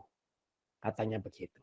Santo Beda Venerabilis mengatakan begini, apa yang sekarang dia lihat, di masa sekarang, dia tunggu, dia nantikan, untuk diungkapkan dengan lebih jelas di masa depan. Praktik ini dia ikuti sebagai aturan dan hukum sepanjang hidup. Jadi begini, ketika Maria lihat, loh anakku lahir di kandang domba, gembala-gembala datang nyembah dia. Dia simpan dalam hatinya. Jadi iman. Makanya ketika tadi Kak Nita mengatakan imannya, wah ini menarik. Karena segala perkara yang dia lihat terjadi atas anaknya, dia simpan dalam hatinya dan jadi iman. Ketika Yesus bilang, loh, aku harus berada di rumah Bapakku di sorga. Di rumah Bapakku di bait Allah. Maria simpan semua itu di dalam hatinya dan jadi iman. Dan iman Maria luar biasa. Kenapa? Karena Maria simpan dalam hatinya. Maria bukan simpan dalam akalnya, Maria bukan simpan dalam perasaannya, tapi Maria simpan dalam hatinya. Maka ketika Maria tahu bahwa anaknya dihampiri gembala-gembala menyembah dia, anaknya dihampiri orang-orang Majus menyembah dia, anaknya mengatakan bapaknya ada di bait Allah. Maria nggak jumawa. Oh, kamu tahu nggak? Anakku disembah sama gembala lu. Wih, keren kan? Nggak begitu. Tapi dia simpan dalam hatinya jadi iman. Simpan dalam hati jadi iman. Berapa banyak anak-anak muda yang ketika dia masih muda belum menikah, pelayanan berapi-api. Saya punya teman-teman di kuliah dulu tuh, yang sering injili saya, yang bahkan dulu pernah membimbing saya secara rohani. Wah, ketika dia belum nikah gitu ya, dia masih kuliah, berapi-api dia melayani. Oh ya, kita harus penginjilan, kita harus jangkau jiwa-jiwa. Haleluya, gitu ya. Tapi pas sudah menikah, loh, apinya mana? Hilang, melempem. Kenapa? Karena imannya nggak disimpan dalam hati. Panggilan hidupnya nggak disimpan dalam hati. Tujuan ilahi Tuhan yang pernah Tuhan taruh, yang pernah Tuhan nyatakan dari diri atas dirinya, tidak disimpan dalam hati. Tapi hanya disimpan dalam perasaan. Menggebu-gebu sementara. Nggak konsisten. Awal di depan panas, di akhir dingin. Berapa banyak orang seperti itu? Dan biasanya seringkali fasenya terjadi ketika setelah menikah. Maka waktu beberapa hari setelah saya menikah, gitu ya, terus saya coba ngajak kumpul Leo sama Jos waktu itu untuk kita sharing firman bareng. Sampai Leo bilang gini, ini nggak salah ya, ini Leo ada di sini, mungkin bisa dikonfirmasi. Sampai Leo bilang gini, wah, biasanya tuh orang menikah tuh kabarnya itu hilang loh biasanya mereka itu. Diajak pelayanan nggak mau. Bilangnya sibuk ngurus anak. Tapi ini Kak, setelah menikah kok malah ngajak kita ketemuan. Hilang dari komunitas, itu. Ya kan? Karena saya belajar, sampai sekarang saya belajar untuk menyimpan iman itu dalam hati. Bukan hanya di perasaan anget-anget tai ayam. Bukan di akal budi. Ya akal budi ya, perasaan iya, tapi yang paling penting dalam hati. Saya ingat terus panggilan Tuhan atas hidup saya. Apa yang Tuhan mau untuk saya lakukan untuk anak-anak muda, untuk mahasiswa. Perjelas terus panggilan hidup saya dalam komunitas ini, dalam gereja, dalam hidup bermasyarakat. Karena saya tahu, saya punya potensi bukan cuma bisa memberi makan keluarga saya, toh. Karena masih banyak orang di luar sana nggak punya keluarga yang mesti dikasih makan. Nah, itu salah satunya tugas istri saya gitu ya, yang terbeban sangat dengan hal itu. Ya. Nah, masa ada dapat api, dapat emas berharga, hilang. Sayang, eman-eman. Nah, Maria menyimpan itu dalam hatinya. Maka Maria punya iman yang teguh sekali. Tadi dikatakan Kak Nita, imannya, yes! Tapi Maria bukan cuma punya iman. Maria lengkap. Punya iman, punya pengharapan, dan punya kasih. Maria lengkap. Punya iman, punya pengharapan, dan punya kasih. Maka 3 poin. Kenapa Maria dapat menjaga dirinya tidak berdosa sampai akhir hidupnya? Saya sampaikan 3 poin. Masih ada nggak yang lain? Oh ya, masih sangat banyak. Mungkin bisa sampai 175 poin lagi yang lain. Tapi saya sampaikan 3 saja. Bahwa hatinya mencintai Tuhan dan terikat kepadanya. Bunda Maria menyerahkan dirinya kepada Tuhan. Dan Bunda Maria diperlengkapi dengan iman, pengharapan, dan kasih yang teguh. Itu poin pertama tentang kenapa Maria dapat menjaga dirinya tidak berdosa sampai akhir hidup. Itu kesaktian Maria pertama. Kesaktian Maria kedua yang saya mau bahas. Apa tadi? Kenapa Maria yang adalah orang berkeluarga ya, dapat menjaga dirinya tetap perawan sampai akhir hidupnya. Ini bagus nih lukisannya Basuki Abdullah. Ini Maria versi Indonesia. Bagus banget. Kenapa Maria dapat menjaga dirinya tetap perawan sampai akhir hidupnya? Dan tadi sudah saya sampaikan, Maria tetap perawan untuk menjaga martabat Tuhan Yesus sebagai Mesias. Maria tetap perawan untuk tujuan ilahi. Kita jadi bukan mengajak kita semua untuk menjadi perjaka dan perawan, tapi saya mau mengajak kita semua untuk menuntaskan tugas sampai akhir hidup. Menjaga martabat Tuhan sampai akhir hidup kita. Mengerjakan tujuan panggilan ilahi Tuhan sampai akhir hidup kita. Nah, untuk ini 1 poin saja saya sampaikan. Kenapa Maria dapat menjaga dirinya tetap perawan sampai akhir hidupnya? Kesuksesan Maria tetap perawan sampai akhir hidupnya, menurut saya, menurut yang saya baca dan permenungan saya, terletak di mana? Hanya satu. Terletak di Yusuf. Terletak di Yusuf. Ya, kita bahas pelan-pelan. Tadi kita bahas di Protoevangelium Yakobus pasal 8 dikatakan di paragraf-paragraf akhir bahwa Tuhan menyatakan akan memberitahu siapa yang akan menjadi suami Maria. Saat itu Maria umurnya 12 tahun. Lalu singkat cerita, Tuhan memberi tunjuk kepada imam di Bait Allah bahwa yang akan menjadi suami Maria itu adalah Yusuf. Ya, and the priest said to Joseph, dan imam berkata kepada Yusuf, engkau telah dipilih untuk menjaga perawannya Tuhan.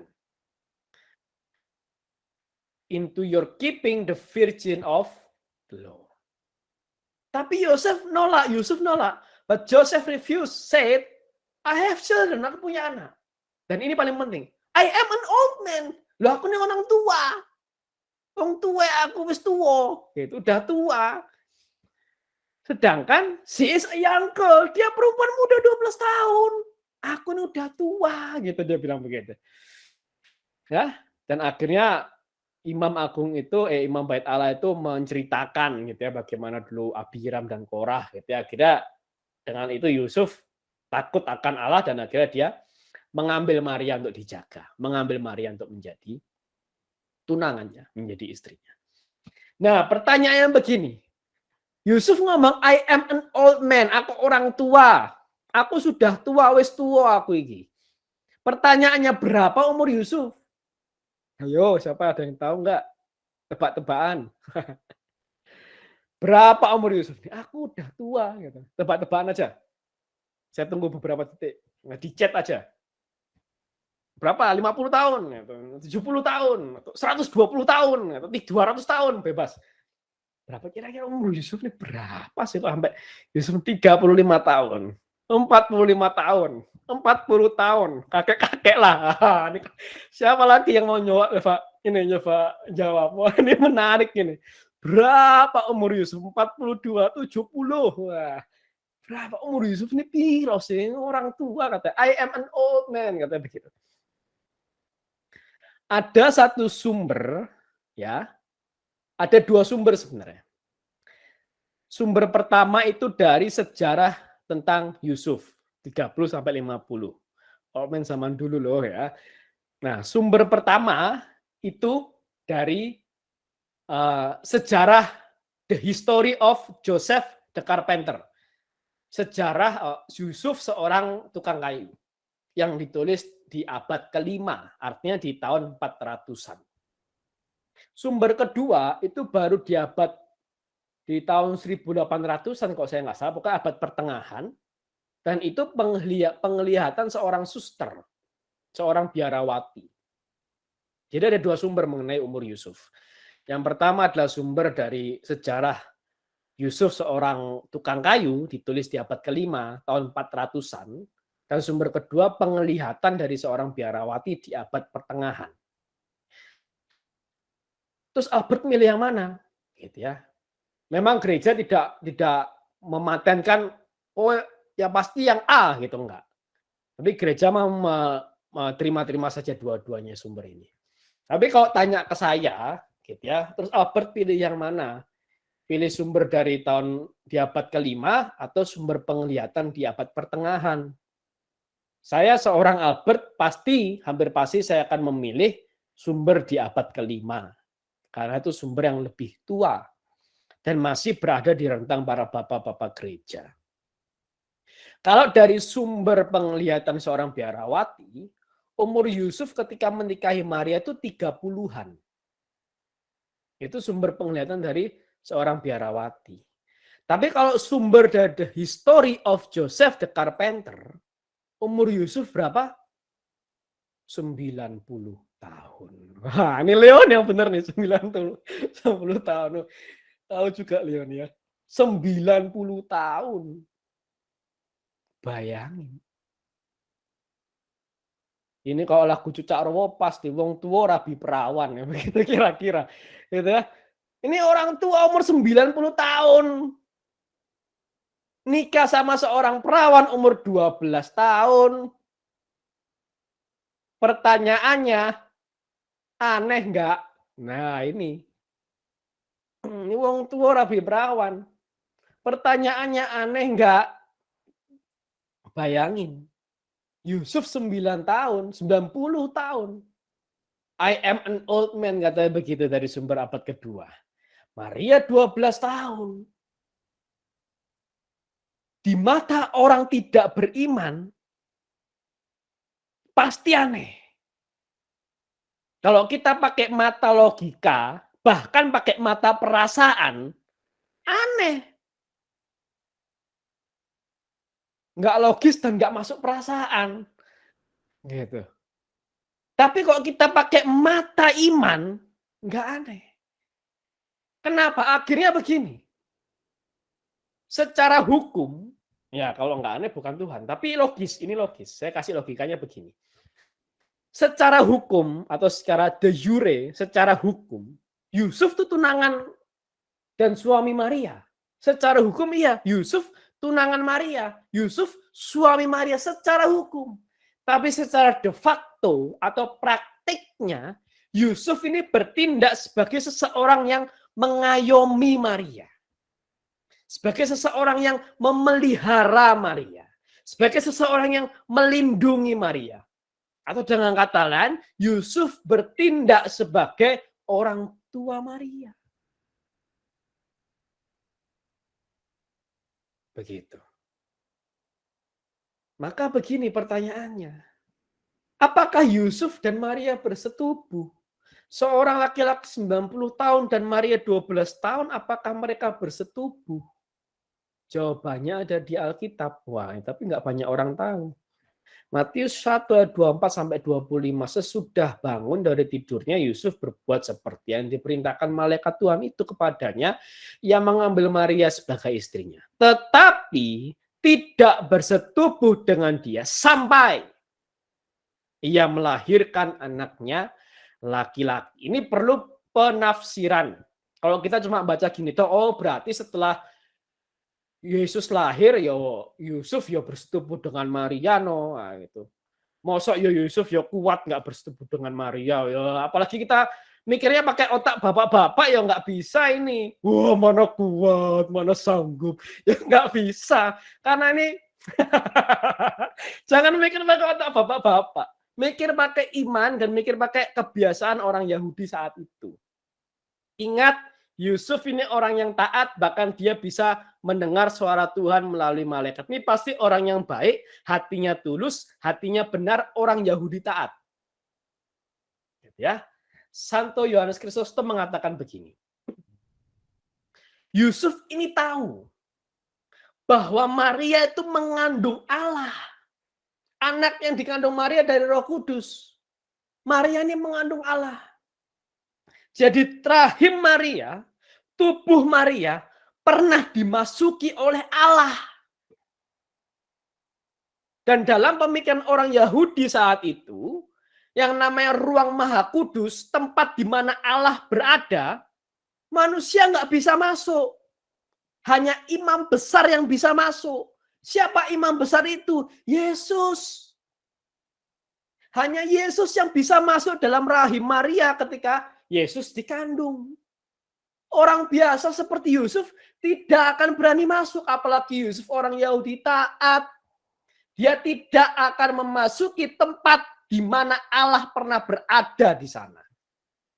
Dia tidak akan pernah memasuki tempat ruang Maha Kudus di Bait Allah.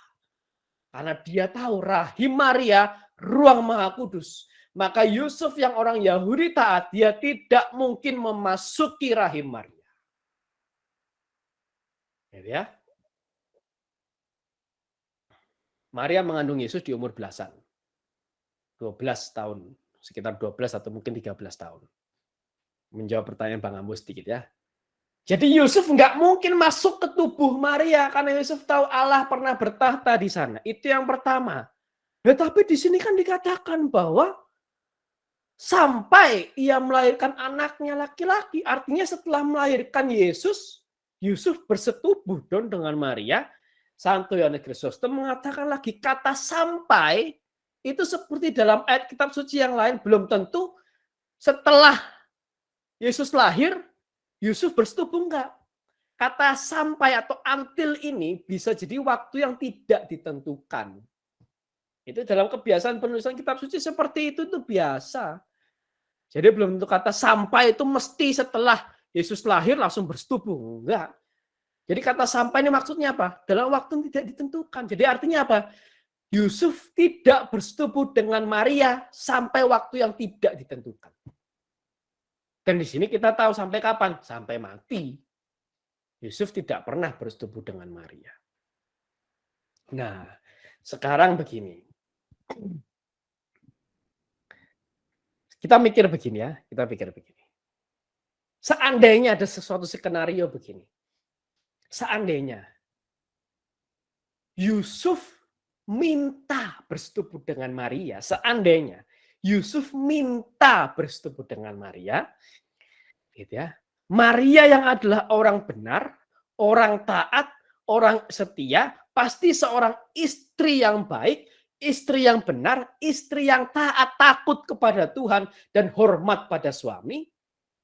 Kira-kira kalau Yusuf minta bersetubuh dengan Maria, Maria terima nggak? Sebagai seorang istri yang takut akan Tuhan dan menghormati suami. Kira-kira Maria terima nggak?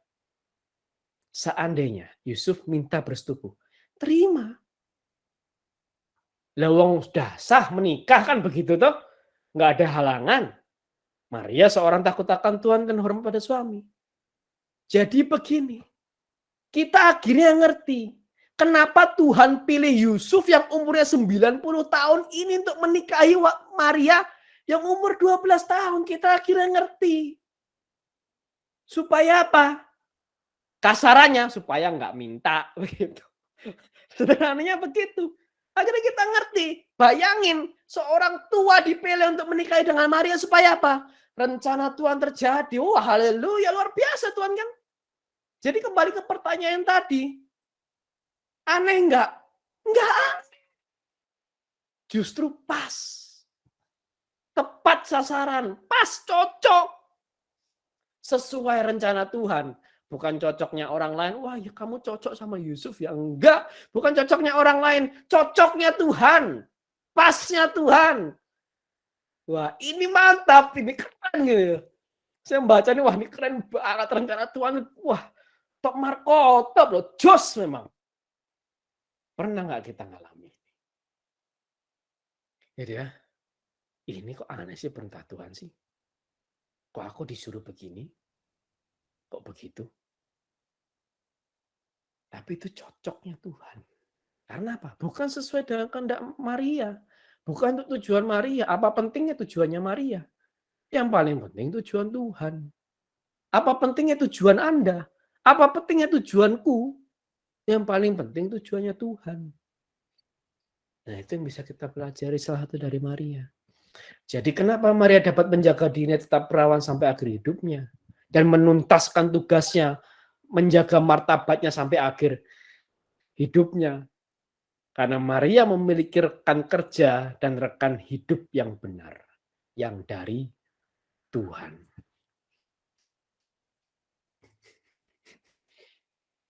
Ya, ini. Karena Maria memiliki rekan kerja dan rekan hidup yang benar. Yang dari Tuhan. Dan ternyata Yusuf ada di samping Maria bukan hanya untuk menjaga keperawanan Maria. Berkali-kali Yusuf menyelamatkan sang penyelamat dunia. Yusuf menyelamatkan Yesus dari Herodes yang ingin membunuhnya. Matius 2, 13-15. Dan Yusuf membuat Yesus kembali ke tanah Israel untuk menggenapi nubuatan. Matius 2 ayat 19 sampai 23. Waktu saya membuat ini gitu ya. Ya saya kira kita merenung kan gitu ya. Kita merenung ke diri kita. Saya merenung ke diri saya. Beberapa kali saya pernah pikiran begini. Seandainya kalau saya nggak menikahi istri saya yang sekarang nih gimana? Ya, saya berpikir begitu. Saya hampir yakin, hampir pasti. Saya nggak akan lanjut pelayanan sampai sekarang. Nggak akan ada jazz. Kalau saya nggak menikahi istri saya yang sekarang, saya hampir yakin, hampir pasti, saya nggak akan lanjut pelayanan. Saya mungkin kayak tadi orang yang diceritakan sama Leo itu hilang dari komunitas. Gitu ya. Karena sudah menikah, lebih milih ngurus anak, ngurus keluarga daripada pelayanan. Capek, nggak dapat apa-apa. Malah dapatnya sakit hati, dapatnya kritik. Hampir pasti itu yang akan saya lakukan kalau saya nggak menikah istri saya yang sekarang. Maka saya berpikir lagi, saya merenungkan lagi. Ternyata memang benar, bukan tujuanku, tapi tujuan Tuhan. Dan sekarang dalam pekerjaan pun, mungkin dalam komunitas, dalam apapun, ya kita melalui kesusahan itu ya wajar, namanya masih hidup dan bertemu dengan manusia yang tidak sempurna ya, mengalami kesusahan, konflik itu ya wajar. Tapi banyak mujizat yang Tuhan buat dalam kehidupan. Belum lagi nanti kalau istri saya yang sharing, kalau Kak Yus yang sharing, wah lebih banyak lagi, pasti dia bisa cerita lebih panjang lebar lagi. Tapi itu yang saya mau kasih pesan juga ke teman-teman. Mungkin beberapa ada yang berpikir, wah si Albert ini sudah banyak terpengaruh dari Kak Yus. Ya memang benar loh, saya suaminya. Pasti saling mempengaruhi. Saya mempengaruhi istri saya mempengaruhi saya, itu ya mesti. Namanya suami istri. Artinya ada dialog, kan begitu. Artinya kan ada relasi. Nah, relasi menimbulkan saling mempengaruhi, itu wajar. Jadi kalau kita mau melihat kualitas hidup kita mau melihat kualitas panggilan hidup kita, ketercapaian kita terhadap panggilan hidup kita, salah satu indikatornya gampang. Lihat siapa yang dari sebelahmu. Lihat siapa sahabatmu. Lihat siapa pacarmu. Lihat siapa istri atau suamimu. Itu salah satu cara yang paling gampang. Nah, kalau istri dan suamimu adalah orang yang membuat makin kamu dekat sama Tuhan, pasti kamu dekat sama Tuhan. Dan pikiranmu tentang jiwa-jiwa, pikiranmu tentang pelayanan, pikiranmu tentang menyenangkan hati Tuhan. Loh, pasanganmu berpikir seperti itu. Nah, kalau pasanganmu cuma berpikir ya yang penting kita hidup enak, hidup kaya, hidup terhormat, ya sudah lah ya kamu yang ada dalam pikiranmu ya cuma itu tok. Sederhana. Pasangan itu cerminan hidup kita. Itu. Maka menurut saya terlalu naif kalau ada orang yang ngomong, aku nggak akan terpengaruh sama pacarku kok. Oh, naif banget orang. Menurut saya orang kayak gitu naif banget. Aku pasti akan mempengaruhi pacarku.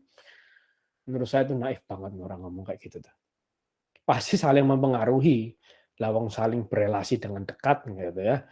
Pasti akan saling mempengaruhi. Nah, 2 poin ini. Wah, ini sudah sejam lebih ya. Sedikit lagi. Tapi ini kesimpulan dari apa yang saya sampaikan. Jadi 2 kesaktian Maria ya. Maria tetap menjaga diri tidak berdosa sampai akhir hidupnya. Kok bisa? Pertama hatinya mencintai Tuhan dan terikat kepada Tuhan. Bunda Maria menyerahkan dirinya kepada Tuhan. Bunda Maria diperlengkapi dengan iman, pengharapan, dan kasih. Yang kedua, kesaktian kedua Maria adalah dia dapat menjaga diri tetap perawan. Untuk apa? Untuk menjaga martabat Kristus, untuk tujuan ilahi dari Tuhan. Kok bisa? Satu kuncinya. Maria memiliki rekan kerja dan rekan hidup yang benar, yang baik, yang dari Tuhan.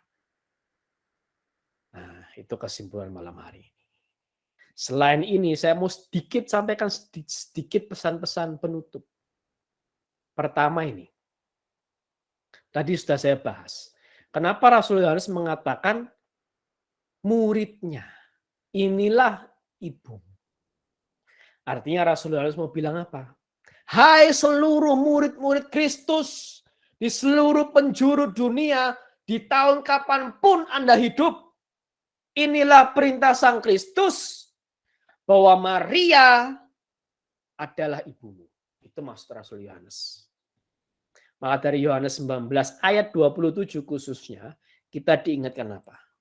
Terimalah Bunda Maria sebagai bundamu, sebagai ibumu. Kenapa? Karena itu perintah Yesus. Bukan perintah Maria. Bukan perintah gereja. Tapi itu perintah Yesus. Yang kedua, ketika perkawinan di Kana, Ibu Yesus ada di sana.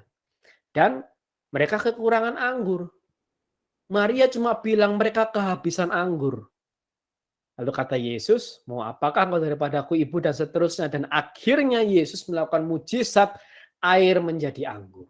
Santo Yohanes Chrysostom mengatakan apa? He complied with his mother's prayer. Dia menuruti doa ibunya. Kenapa kok di sini dibilang ibunya berdoa? Kok bukan sekedar dibilang ibunya bercakap-cakap kepada Yesus? Enggak. Karena Maria tahu, Maria bicara dengan Allah. Makanya Maria bilang nih, apa yang dikatakan kepadamu, buatlah itu. Karena aku tahu anakku ini siapa. Bukan manusia biasa. Sekalipun aku tahu dia anakku, tapi aku tahu dia itu Allah. Sanggup buat mujizat. Maka yang kedua, pesan penutup kedua dari saya. Jangan ragu. Mohon doa dari Bunda Maria. Ya. Dan saya mau tutup pertemuan hari ini dengan satu video. Kita bisa dari video ini akan menjelaskan bagaimana terikatnya Maria dengan Tuhan. Terikatnya Maria dengan Yesus.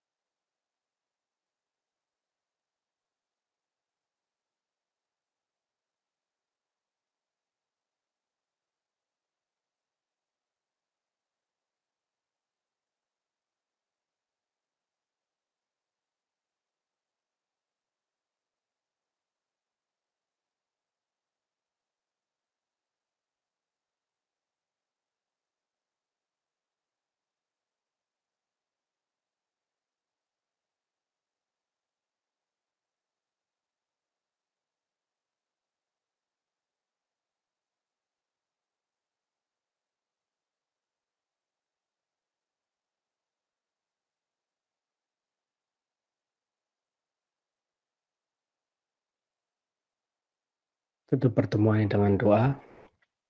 Dalam nama Bapa dan Putra dan Roh Kudus. Amin. Tuhan, terima kasih bahwa Engkau beri kesempatan hamba-Mu yang tidak berguna ini untuk menyampaikan tentang bagaimana hidup Maria, Bundamu, Bunda Kristus, Bunda Allah. Karena kami mau meneladani beliau. Kami mau meneladani Bunda kami, Bunda Maria.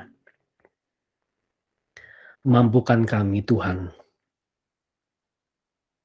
untuk kami mampu menjauhkan dari diri kami sejauh-jauhnya dari dosa. Seperti Bunda Maria. Membuat kami melaksanakan apa yang Tuhan mau. Menjaga panggilan kami. Menjaga tujuan ilahi dalam hati kami. Sampai akhir hidup kami tuntas semuanya. Seperti Bunda Maria. Tolong kami Tuhan. Materaikan setiap firman yang telah disampaikan sore hari ini. Agar kami bukan hanya menjadi orang yang mengerti firman-Mu, tapi kami juga menjadi pelaksana firman-Mu. Bukan hanya mengerti bahwa Maria itu tidak berdosa dan Maria tetap perawan, tetapi kami bisa mengikuti langkahnya. Bagaimana hatinya terikat pada Tuhan. Bagaimana dirinya menyerahkan dirinya seutuhnya kepada Tuhan. Bagaimana dirinya memiliki iman, pengharapan, dan kasih yang sempurna. Dan bagaimana dirinya memiliki rekan kerja, rekan hidup yang daripada Tuhan. Sekalipun dunia anggap aneh, tapi jelas dari kacamata iman. Jelas menurut Engkau. Itu yang terbaik untuk Maria. Ajari kami untuk punya ketaatan dan penyerahan diri seperti Maria. Ajari kami Tuhan. Ya Bunda, tolong terus doakan kami. Tolong kami. Tolong terus sertai kami. Angkat kami ketika kami terjatuh. Angkat kami ya Bunda. Kami mohon doa daripada Engkau. Kami mohon pembelaan daripada Engkau di hadapan putra-Mu Tuhan kami Yesus Kristus. Supaya kami sanggup sekuat tenaga kami meneladani Engkau ya Bunda. Di dalam hidup kami. Terima kasih. Salam Maria, penuh rahmat Tuhan sertamu, terpujilah engkau di antara wanita, dan terpujilah buah tubuhmu Yesus. Santa Maria Bunda Allah, doakanlah kami yang berdosa ini sekarang dan waktu kami mati. Amin. Salam Maria, penuh rahmat Tuhan sertamu, terpujilah engkau di antara wanita, dan terpujilah buah tubuhmu Yesus. Santa Maria Bunda Allah, doakanlah kami yang berdosa ini sekarang dan waktu kami mati. Amin. Salam Maria, penuh rahmat Tuhan sertamu, terpujilah engkau di antara wanita, dan terpujilah buah tubuhmu Yesus. Santa Maria Bunda Allah, doakanlah kami yang berdosa ini sekarang dan waktu kami mati. Amin. Kemuliaan kepada Bapa dan Putra dan Roh Kudus, seperti sekarang, selalu, dan sepanjang segala abad. Amin. Dalam nama Bapa dan Putra dan Roh Kudus. Amin. Terima kasih teman-teman Bapak Ibu. Tuhan Yesus memberkati. Amin. Terima kasih banyak Albert. Oke, sebelum kita mengakhiri mungkin pengumuman dulu kali ya. Jos bisa bantu share pengumumannya. Jangan dulu live ya teman-teman, kita mau foto bersama habis ini, terus kita tutup persekutuan doa malam hari ini. Oke, yang pertama besok hari Jumat jam 19.30 atau jam 20 bakalan ada Rosario ya. Karena bulan Mei ini adalah bulan Maria, kita juga setiap Jumat itu akan mengadakan Rosario bersama. Nah, selanjutnya hari Selasa minggu depan itu akan ada Miracle Room atau doa syafaat. Dan Kamis minggu depan kita akan bertemu kembali di acara jazz ya teman-teman. Dan untuk teman-teman yang mungkin belum follow Instagram kita house.of.praise boleh di follow, dan nanti juga ini rekamannya kalau mungkin ya, teman-teman yang terlambat join tadi ya bisa share bisa lihat ulang lagi tayangannya di YouTube kita House of Praise Bandung. Oke, paling sekian itu aja teman-teman pengumumannya. Nah, teman-teman terima kasih banyak untuk kehadirannya malam hari ini. Dan semoga semua yang tadi udah di-share sama Albert ya, bisa jadi permenungan pribadi juga buat setiap kita, supaya kita juga bisa meneladani teladan dari Bunda Maria. Oke teman-teman, kita akan tutup persekutuan doa kita dengan doa. Dalam nama Bapa dan Putra dan Roh Kudus. Amin. Kami bersyukur Tuhan untuk malam hari ini kalau Engkau boleh mengutus Albert untuk boleh memberikan permenungan buat setiap kami, dan kami juga percaya Engkau turut campur tangan untuk semua yang boleh disampaikan pada malam hari ini Tuhan, dan biarlah semuanya itu boleh berguna buat setiap kami, menjadikan kami pribadi yang lebih baik lagi, menjadikan kami pribadi yang bisa meneladani Bunda Maria, di mana hati kami terikat hanya padamu Tuhan, dan semua apa yang boleh kami kerjakan di dunia ini boleh menyenangkan hati-Mu Tuhan. Dan kami juga percaya Bapa, Engkau yang akan terus lipat kali gandakan untuk berkat untuk Albert, untuk pekerjaannya, untuk keluarganya, untuk apapun visi yang daripada-Mu Tuhan supaya boleh terjadi dalam hidup Albert. Terima kasih Bapak untuk malam hari ini, terima kasih untuk teman-teman yang sudah hadir, dan kami berdoa untuk teman-teman yang mungkin belum bisa hadir pada malam hari ini Tuhan. Biarkan Engkau juga yang memberkati mereka, Engkau yang jagai kesehatan mereka, keluarga mereka, dan semua pergumulan-pergumulan permasalahan hidup mereka. Kami menyerahkan semuanya hanya ke dalam tangan kuasa-Mu ya Tuhan. Terima kasih Bapa, terima kasih Yesus, terima kasih Allah Roh Kudus. Kemuliaan kepada Bapa, Putra dan Roh Kudus, seperti pada permulaan, sekarang, selalu, dan sepanjang segala abad. Amin. Dalam nama Bapa dan Putra dan Roh Kudus. Amin. Kita sama-sama mau puji Tuhan sekali lagi, teman-teman. Kita percaya bahwa Tuhan kita adalah Tuhan yang kuat, Tuhan yang merupakan gunung batu kita, Mazmur kita, dan Tuhan yang dapat kita andalkan. Yeay. Tuhanlah kekuatan dan mazmurku, ya gunung batu dan keselamatanku. Hanya padamu hatiku percaya.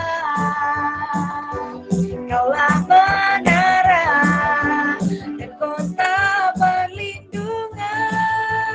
Ku mau bersyukur, selalu bersyukur, sebab cintamu padaku takkan pernah berubah. Hatiku percaya, walau bumi bergoncang, gunung-gunung beranjak, namun kasih setiamu tak pergi dariku. Yes Lord, sebab Kaulah Tuhan kami yang ajaib, dulu, sekarang, sampai selama-lamanya. Kau Allah yang sungguh hebat. Yes Lord. Tuhanlah kekuatan dan mazmurku. Amin. Ya gunung batu dan keselamatanku. Hanya padamu hatiku percaya. Kaulah menara dan kota perlindungan. Ku mau selalu bersyukur, ku mau selalu bersyukur, sebab cintamu padaku takkan pernah berubah. Hatiku percaya, walau bumi bergoncang, gunung-gunung beranjak, namun kasih setiamu tak pergi dariku. Sekali lagi kita nyatakan, ku mau selalu bersyukur, ku mau selalu bersyukur.